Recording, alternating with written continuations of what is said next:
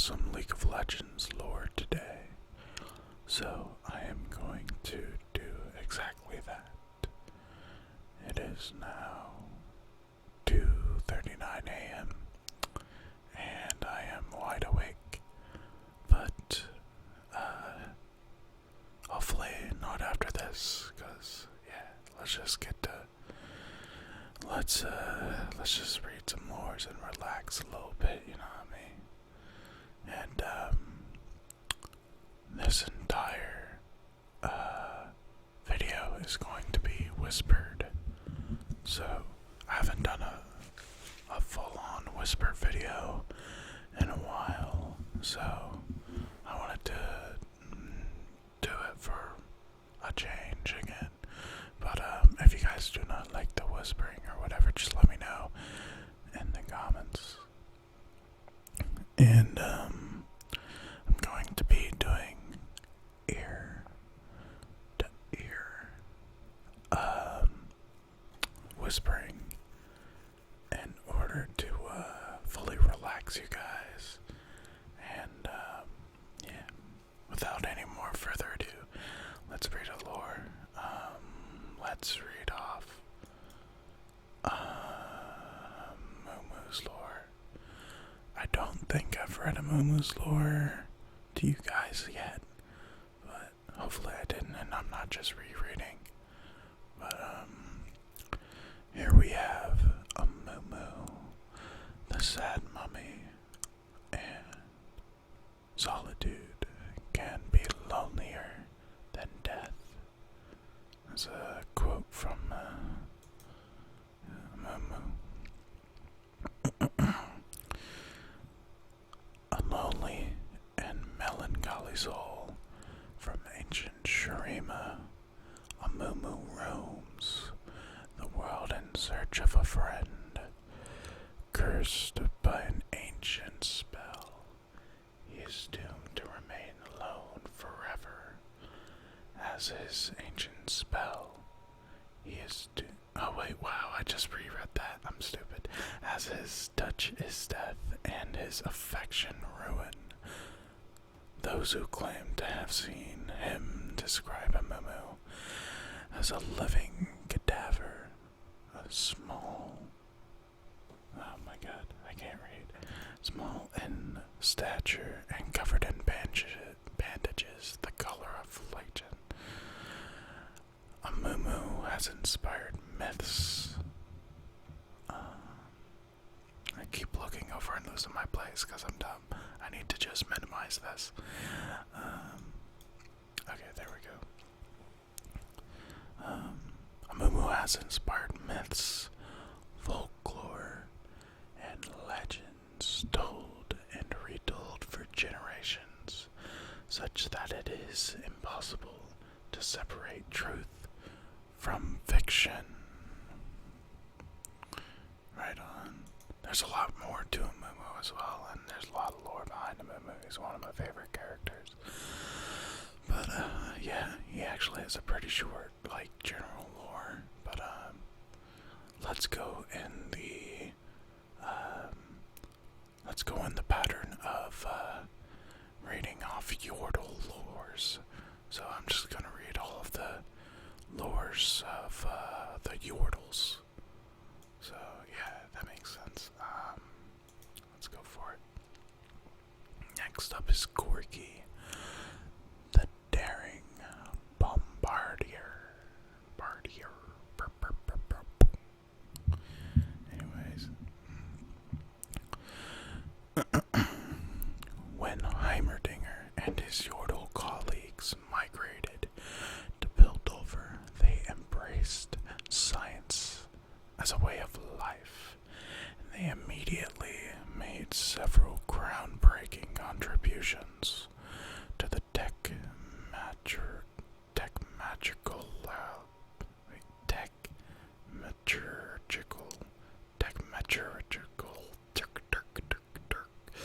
community. What Yordles lack in stature, they make up for in industriousness. Quirky, the daring bombarder, gained his title by test piloting one of these contributions. The original design for the reconnaissance operations frontline copter, an aerial assault vehicle, which has become the backbone of Bandle City Expeditionary Force. Together with his squadron, the Screaming Yip Snakes, Corky soars over Valoran, surveying a landscape and conducting aerial acrobatics for the benefit of onlookers below. Corky is the most renowned of the Screaming Yip Snakes for remaining cool under fire and exhibiting bravery to the point of madness.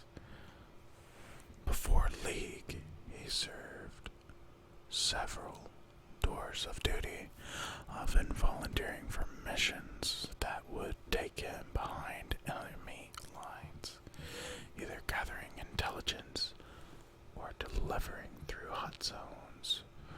He thrived on danger and enjoyed nothing more than a good dogfight in the morning.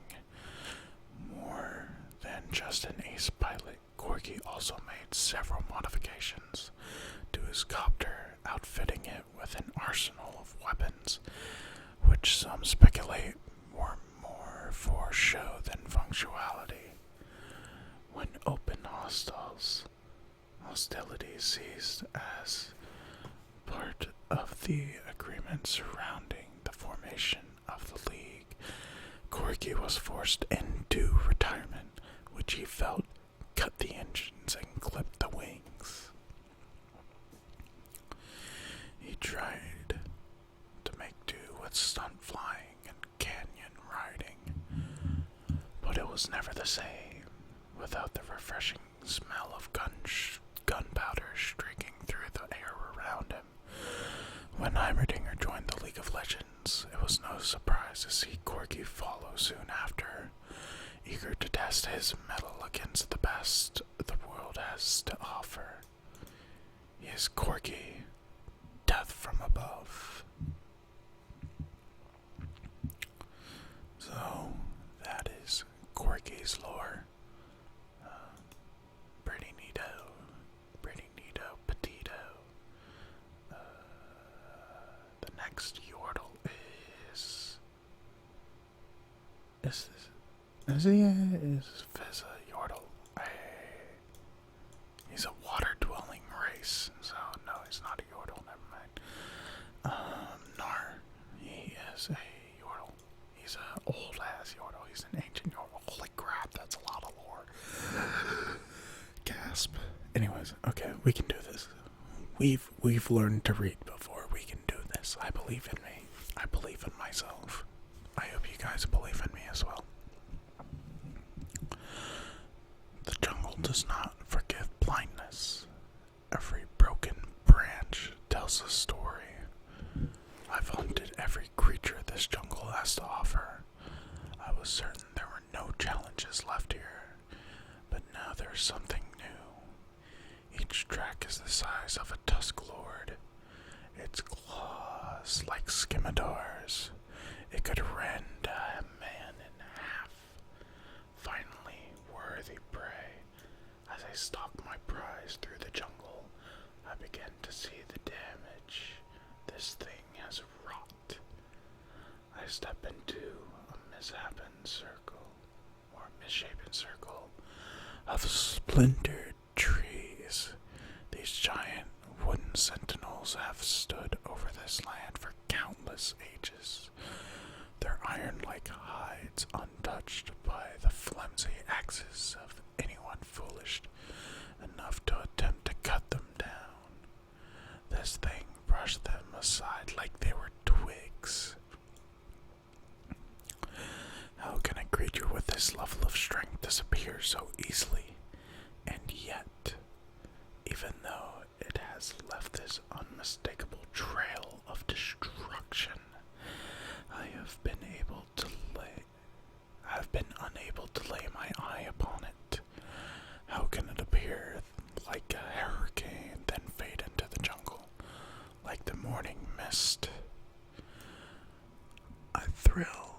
anticipation of finally standing before this creature. It will make a tremendous trophy. Passing through the clearing, I follow the sound of a stream to get my bearings once more. There I see a small shock of orange fur crouching, waiting. I spy on it from a distance. A tiny fish splashes out of the stream and the creature scrambles for it, diving gleefully into the rushing water. To my joy, I realize it's a Yordle, and a hunter at that. This is a good omen. The beast will be found. Nothing will escape me. The Yordle's large ears perk up and face towards me. He runs on all fours with a bone boomerang in hand, quickly stopping in front of me. He babbles. I nod in appreciation at the young Yordle and venture onwards. I traverse the difficult terrain with ease, trying to pick up any signs of my quarry. As I try to pick up his scents, a distraction, I'm startled by a strange chattering. The Yordle followed me. I cannot allow him to disrupt my hunt. I face him and point into the distance. He looks at me quizzically. I need to be more insistent. Good omen or no. I rear back and let out a roar, the wind whipping the Yordle's fur, and the ground rumbling beneath us. After a few short seconds, he turns his head, and with that, I think, could be a smile. He holds up his small boomerang. There can be no further delay. I snatch the weapon out of his hand and expertly throw it into a tree. Impaling it high amongst the branches, he turns and scrambles for it, jumping frantically. I barely get 10 paces when a roar shakes me to my very spine. The deafening crack of stone and wood echoes all around. Ahead, a giant tree crashes across my path. The bone weapon of the Yordle juts out from its trunk. An unearthly growl rises behind me. I've made a terrible mistake. So, that sounds like a story that was told up on the first moments of, seeing Nar, I think. So, yeah, it's pretty neato. Right on, right on. Alright. I might just try and power out all of the Yordles. Let's see, how many are there? 1,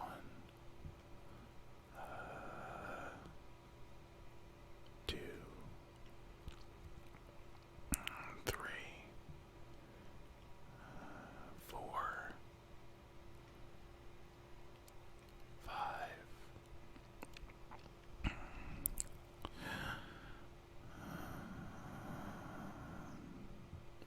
6, 7, 8, 9. 9 more Yordles. Okay.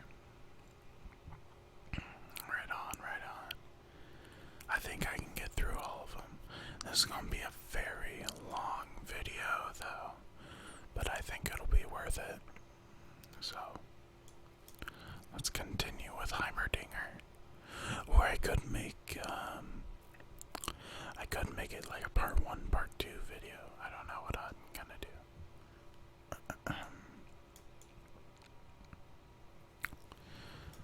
Alright, Heimerdinger, the revered inventor.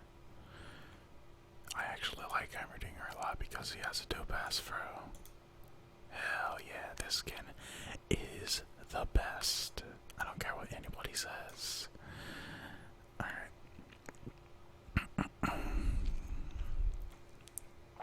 I wish I had water right now, but I don't have water. From the Professor Cecil B. Heimerdinger. 10.14, 9:15. So, October 14th, 9:15. Current meteorological conditions in Bandle City seems optimal. Oh, I just got messaged. Entry line.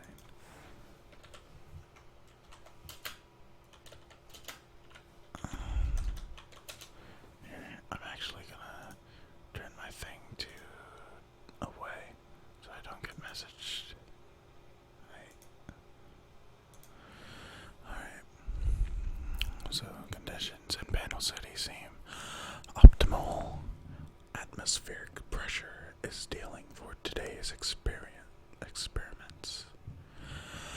Running a fifth trial of my tridymonium modulator this afternoon. Some fine tuning is required. Singed my mustache. Need to adjust the energy throughput. I feel like this lore is going to have a lot of words that I'm not going to be able to pronounce, and I hope you guys do not cringe to it. 4 o'clock. Tritium-mobilator. That's the best I got, I'm sorry. Is still not maintaining intended proper energy efficiency necessary to run more numbers. In the meantime, I have found something else that's very intriguing. While returning home after today's tests, I passed a gaggle of young Yordles, throwing a spherical projectile at each other. It's a simple enough concept. Throw the object at someone, catch it, throw it at another Yordle, repeat. But Yordle miscalculations result in several errors. They throw with inconsistent accuracy and force, and the ball, as they refer to it, is frequently dropped. There are many ways for the process to be improved. Sorry, I wanted to crack my neck there, and I didn't want to, make it loud or whatever while I'm reading.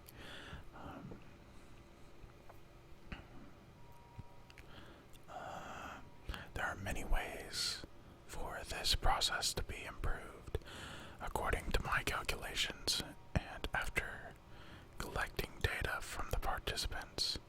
If the pitching was consistent in both speed and arc, there would be a 44.57% increase to fun. I need to ponder this for the evening. October 15th, 5:20.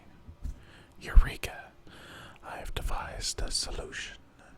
I've invented an automated ball catcher, current name H28G. It employs a consistent speed and trajectory, ensuring that the recipient will always be able to catch the ball. It redirects itself to the nearest Yordle if there is more than one in the vicinity, ensuring everyone has a turn. I'll take it to the young Yordles today and demonstrate my invention. Also, spilled toxic acid on my shoes this morning. Bothersome. 10:30. Tested the automated pitcher today. It did not go as planned. The young ones were excited enough about my invention, but when the machine was turned on, it was far too powerful. Even at its lowest setting, it completely knocked a Yordle off his feet. Clearly, I overestimated the velocity behind their throws. I'll return soon to make adjustments. But my priority for now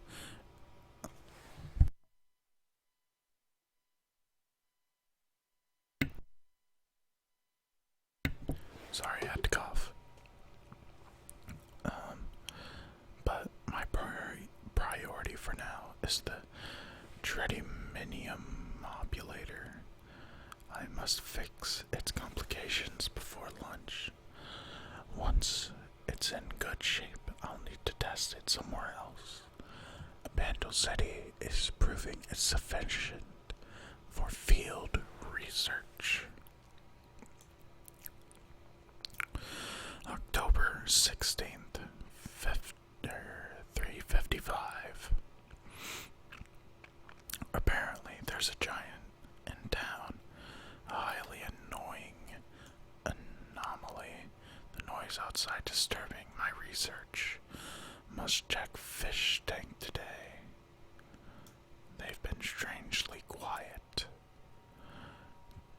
October 17th, 10:40.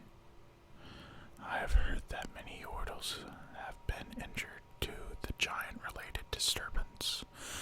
If this doesn't stop soon, intervention will be necessary. I hope H20AG is still intact. I would lose a lot of time if it has to be rebuilt. 4:30. Everything is quiet again. It seems that the giant came to his senses and ran off. I need to gather H20AG tomorrow. Once I've finished with more pressing matters, I've almost perfected the tritium miniopoliter. Yeah. October 18th, 8:30. Today has been quite eventful already. I was surprised by a knock at my door. It seemed like the entire city was standing in front of my house. Normally when a crowd has gathered, it's because they have some petty grievance about my work. But this time they were celebrating. Astonishingly, it seems one of the young Yordles took advantage of the H20AG prototype I left behind amidst the giant tomfoolery. It proved to be innovative and repurposed the invention into a makeshift turret. It's powerful enough to scare off a giant. Imagine that. What an ingenious little fellow. I wish I could employ his like-minded encephalon in the near future. I have big plans and his assistance could be valuable, but he'd have to leave Bandle City. The scope of my plans necessitates a more expansive testing ground. Runeterra should suffice. Not too shabby, not too shabby. So that's Heimerdinger, the revered inventor.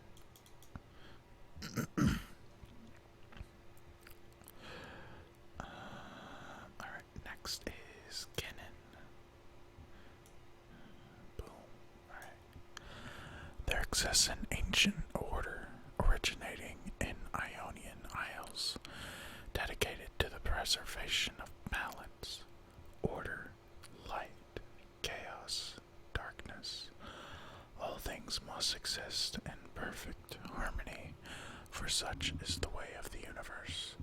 The order is known as the King Cow, and it employs a triumvirate of shadow warriors to uphold its causes in the world.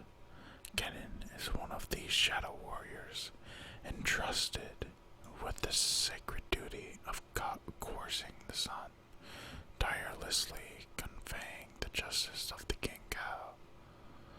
Kennen was born in Bandle City, and it was said that in his first living moments, he bolted first from the womb and second from the midwife who delivered him. His parents had thought that he would outgrow his boundless energy, but as he matured, his energy found no limits and was matched only by his unnerving speed. Despite his astonishing gifts, he remained unnoticed, or at least uncaught, as he was quite the prankster. Until, on a dare, he ran straight up the great outer wall of the Placidium. When word of this feat reached King Cow ears, Kennen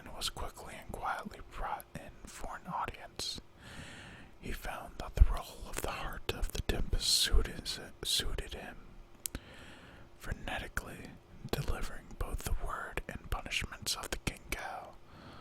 Across the realm, he now works with his fellows Akali and Shen to enforce the balance of Valoran. This hollowed pursuit has unsurprisingly led to the triumvirate to the fields of justice. The heart of the Tempest beats eternal, and those beaten remember eternally. So that's Kennen, the heart of the Tempest. Up next is Kled.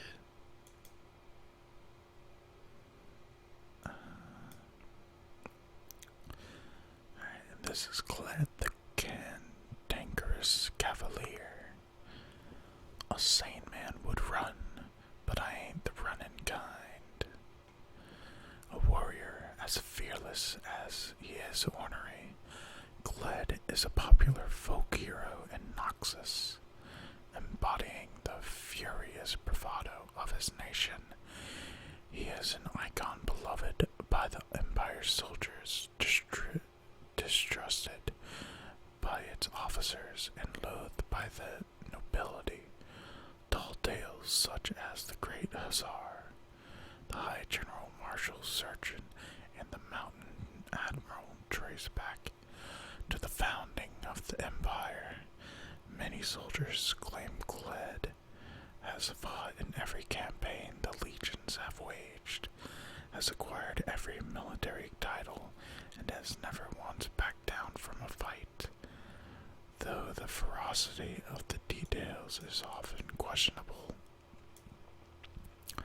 One part of his legend is undeniable. Charging into battle on his untrusty steed, Skarl, Kled fights to protect what's his, and to take whatever he can get. That's Kled. I hope I didn't just smack the microphone too hard or whatever. I tapped it. But yeah, that's Kled. Next on the list is Lulu. Lulu, the Fey sorceress. Perhaps more than any other champion in League, Lulu marches to the beat of her own drum. During youth in Bandle City, she spent most of her time wandering alone in the forest, or lost in a daydream. It wasn't that she was antisocial. The day-to-day puzzle of Bandle City just couldn't compete with the vibrant world of her imagination. She saw wonder in places most people overlooked. This was how she found Pix, a Fey spirit, pretending to be stuck in a birdhouse. Lulu's imagination distinguished her to Pix, and he seized the opportunity to lure her into his world. He brought her to the glade, the enchanted home of the Fae, which lay nestled in a clearing in the woods.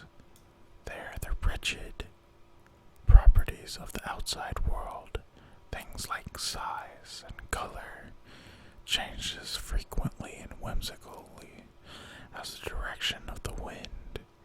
Lulu felt at home in the glade, and she lingered there with Pix, fascinated by the secret place. She quickly lost track of time. In her life, the glade was comfortable and natural.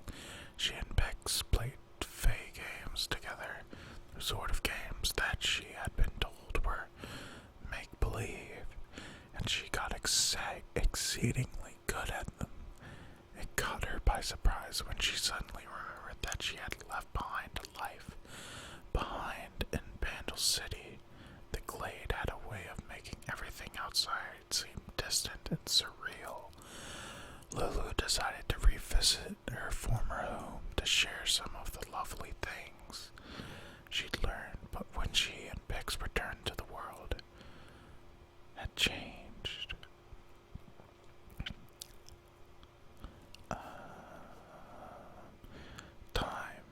discovered was another property that behaved differently in the glade, and centuries had passed while she was away. Lulu sought to reconnect to the residents of the outside world, but her attempts had unfortunate results. She led all the children off to play hide and seek, temporarily changing them into flowers and animals to spice up the game. But their parents didn't appreciate her efforts. When the Yordles insisted that she leave their land, she turned to a vibrant, magical place where those with unusual gifts were not just accepted, but adored. The League of Legends. The best path between 2 points is upside down between, then inside out and around again.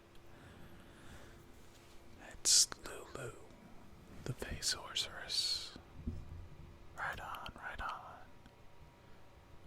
Let's see. Next is Poppy. Wow, she has a really short lore. Poppy, Keeper of the Hammer. I'm no hero, just a Yordle with a hammer. Runeterra has no shortage of valiant champions, but few are tenacious as Poppy. Bearing a hammer twice the length of her body, this determined Yordle has spent untold years searching for the hero of Demacia, a fabled warrior said to be the rightful wielder of her weapon. Wow, I think they changed the lore behind Poppy, because I think the original lore was,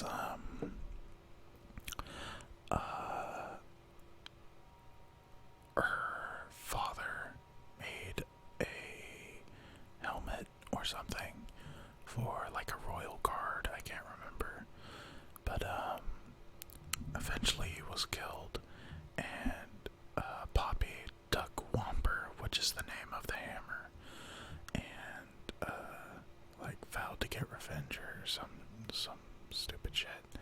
Anyways, yeah, they changed the lore on Poppy, so I'm not 100%. Anyway, next is Rumble. I actually like Rumble a lot. I have not read his lore though, which is surprising. Oh wait, I might have. I can't remember, it was so long ago. Like, years ago, I took a moment to read a bunch of lores of the League of Legends champions, and I can't remember which ones or not I haven't read. But hopefully, eventually I'll read them all in ASMR, so there's always that. Anyways, Rumble, the mechanized menace. It's gonna take forever to scrape your face off of my suit. Even amongst Yordles, Rumble was always the runt of the litter. As such, he was used to being bullied. In order to survive, he had to be scrappier and more resourceful than his peers. He developed a quick temper and a reputation for getting even, no matter who crossed him. This made him something of a loner, but he didn't mind. He liked to tinker, preferring the company of gadgets, and he could usually be found rummaging through the junkyard.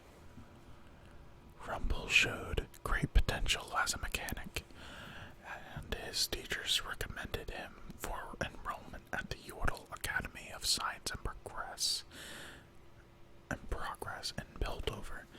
He may very well have become one of Heimerdinger's esteemed proteges, but Rumble refused to go.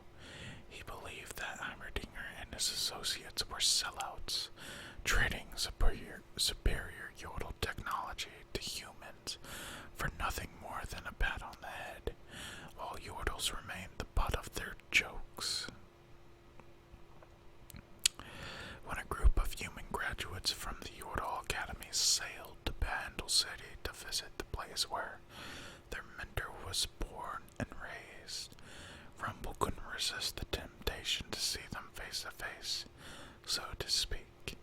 He only intended to get a good look at the humans, but 4 hours and several choice words later, he returned home, bruised and bloodied, with an earful about he was an embarrassment to the enlightened Yordles like Heimerdinger. The next morning, Rumble left Vandal City without a word, and wasn't seen again for months. When he returned, he was at the helm of a clanking, mechanized monstrosity.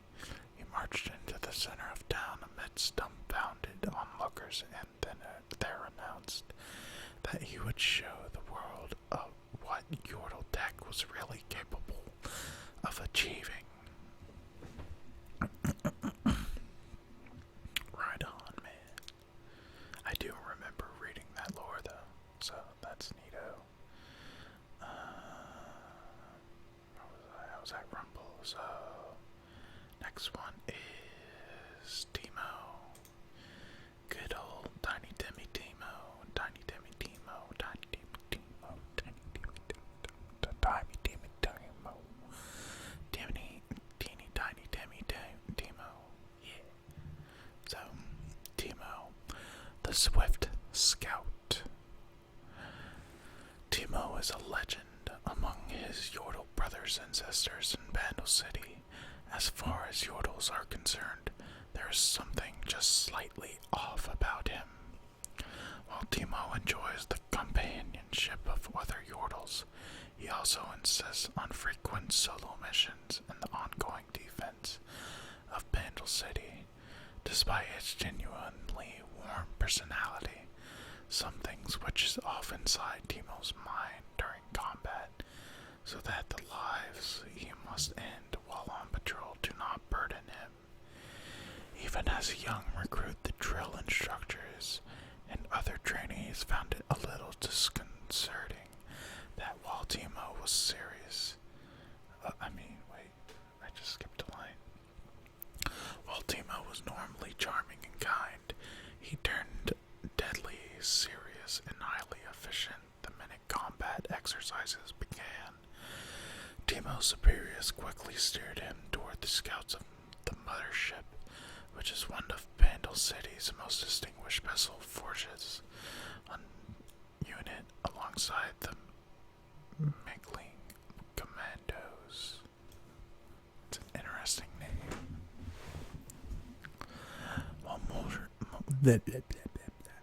While most Yordles do not handle solo scouting missions with a great deal of finesse, Timo is remarkably efficient at them.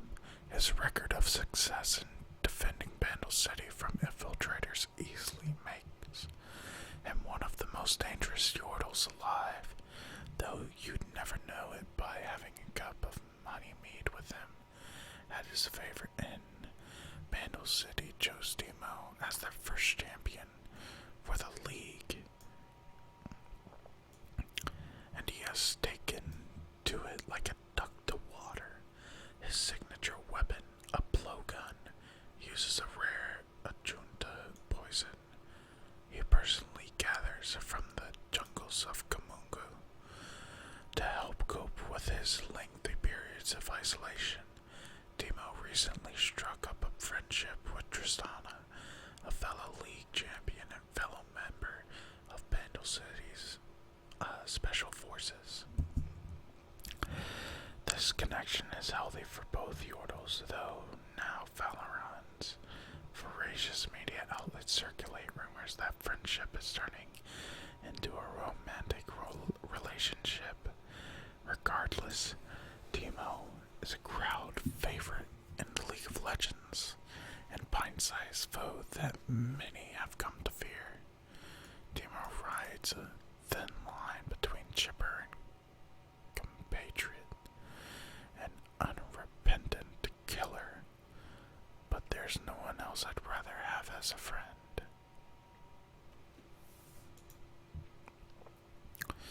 That's Timo. next is Tristana. Tristana, the Yordle gun slammer. The Yordle gun. Oh my god, I can't read. Sorry, I'm really fucking stoned right now. And it's amazing how you guys are still watching me. Or hopefully you're asleep, or relaxed, or something. But yeah, Tristana, the Yordle gunner. There we go. I can pronounce that. I'm not dumb. Well, I might be. Greatness comes in all shapes and sizes, as proven by this diminutive, cannon-wielding Yordle. In a world fraught with turmoil, Tristana refuses to back down from any challenge. She represents the pinnacle of martial proficiency, unwavering courage, and boundless optimism. For Trist and her gun Boomer, every mission is a chance to prove that heroes do exist. Right on, right on. Pretty short lore. I think they changed her normal lore as well. I don't know when they changed some of these lores, but I definitely remember different stories or lores or whatever. But yeah, here we have Vagar or Viegar or Vagar. I think it's Vagar or Viegar. I don't know. Blah, blah, blah. But Vagar, the tiny master of evil. He's one of my favorite Yordles. So the most thoughts of Yordles do not conjure images to be feared. The easygoing half-pint race, though fierce, is often regarded with some degree of joviality. Their high-pitched voices and naturally cute forms inspire something of protective instinct in the larger races, or at least bring to mind images of children playing at being adults. Every now and again, however, a Yordle turns so bad that even as its smallest stature, it strikes terror into the hearts of others. Vagar is one such twisted Yordle. As a master of the magical black arts, as well as a corrupter of cosmic energy, he is one of the most powerful sorcerers on Valoran. As a child, Vagar was a normal Yordle with one small exception. He had a deep curiosity for the world beyond Bandle City. The young Yordle spent much of his time studying the rest of Valoran, and he jumped at the chance to join a business that traded with other major city-states. Fortunately for both him and the world, a deal with Noxian trader turned into shady business and went bad. Vagar and his companions were subsequently set up to take the fall. Arrested by the authorities, he was imprisoned within the walls of Noxus for years. Such isolation is very dangerous for Yordles, undoubtedly why his cruel jailers did such a thing, and Vagar was slowly driven mad. He eventually escaped, having become a twisted version of his former self. Instead of returning to his people and Bandle City, he sought tutelage from dark wizards across the land. With his demented will focused on one task, he quickly became a dangerous and powerful wizard in his own right. Now he seeks to end all conflict on Valoran by bringing all of the city-states to their knees. Regardless of their affiliation, the League of Legends is the perfect tool to help him meet his ends. For now, who says evil needs to come in a fearsome-looking package? Vagar, the tiny master of evil.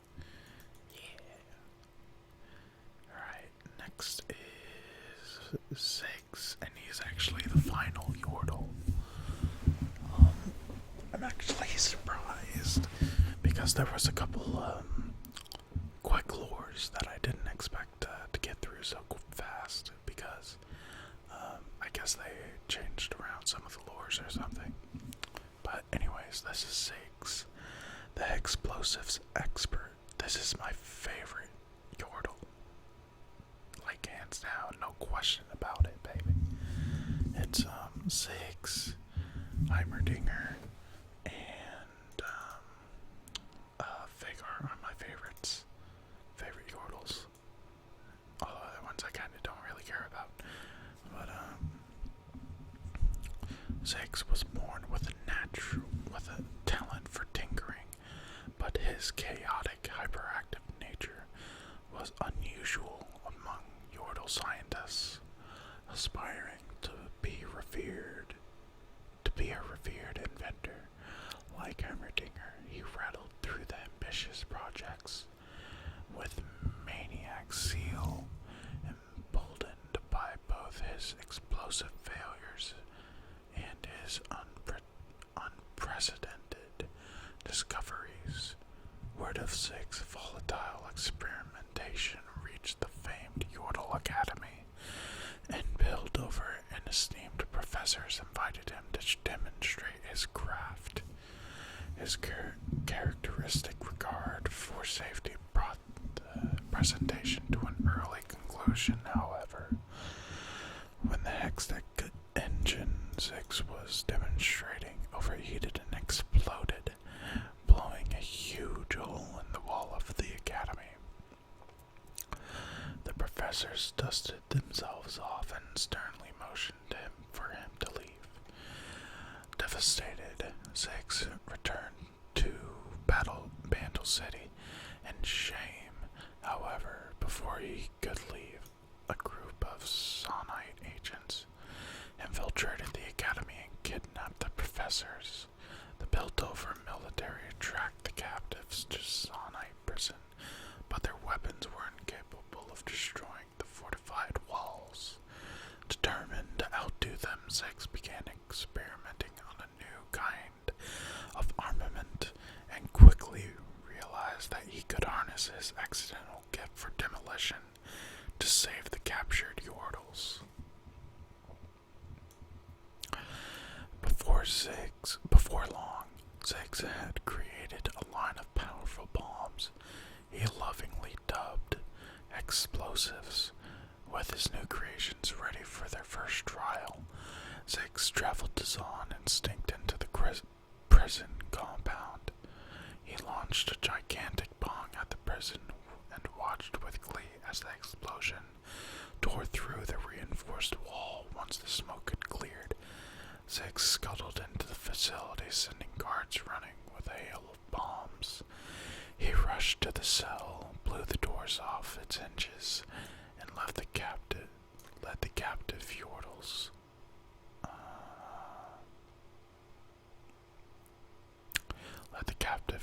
To freedom. Upon returning to the academy, the humbled professors recognized Ziggs with an honorary title, Dean of Demolitions, and proposed that he demonstrate this new form of Yordle ingenuity in the League of Legends. Vindicated at last, Ziggs accepted the proposal, eager to bring his ever-expanding range of explosives to the greatest testing grounds in the world, the fields of justice. Ziggs, unpredictable, dangerous, yes, but quite brilliant. That's from Heimerdinger. Anyways, that is every single Yordle's lore, or at least the lore that is provided in the basic champions stuff. But yeah, I just felt like doing a lore reading tonight. I hope you guys enjoyed the video, and I will see you next time. So enjoy your night. Hopefully you're sleeping, or at least I left you relaxed.